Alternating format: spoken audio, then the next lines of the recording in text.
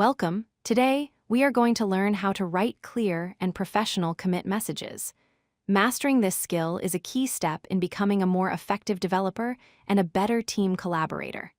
Let's dive into the best practices for version control with Git.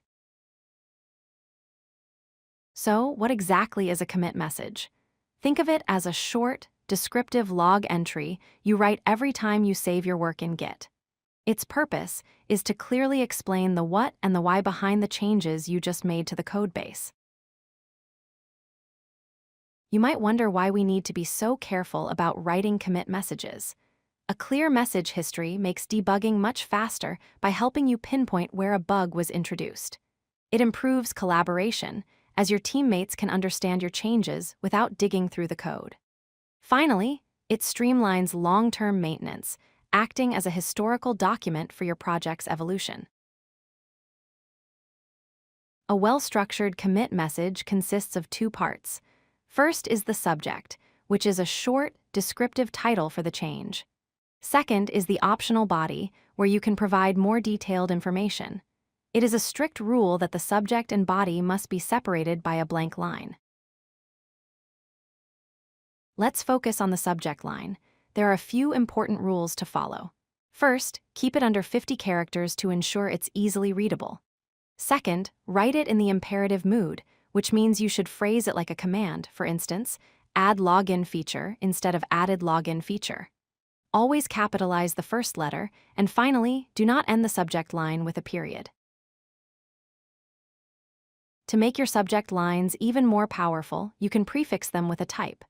This practice, known as conventional commits, adds immediate clarity. For example, use feat for a new feature, fix for a bug fix, docs for documentation changes, and refactor for code restructuring. This small addition makes your commit history incredibly easy to scan. While the subject gives a quick summary, the body is where you explain the why behind your change, which is something the code itself often cannot do. This is especially useful for complex changes. Explain the problem you solved or the reasoning for your approach.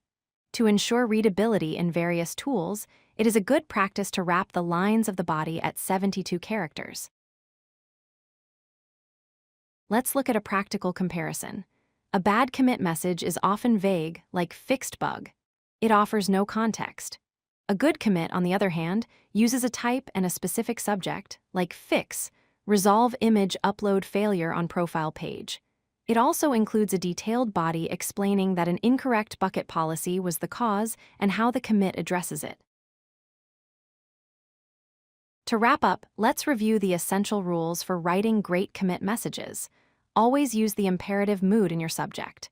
Prefix it with a type for clarity. Keep the subject under 50 characters. If you need a body, separate it from the subject with a blank line and use it to explain the why behind your change. By following these simple guidelines, you will significantly improve your project's history. If you like this video, hit that like button and don't forget to subscribe. Visit codelucky.com for more such useful content.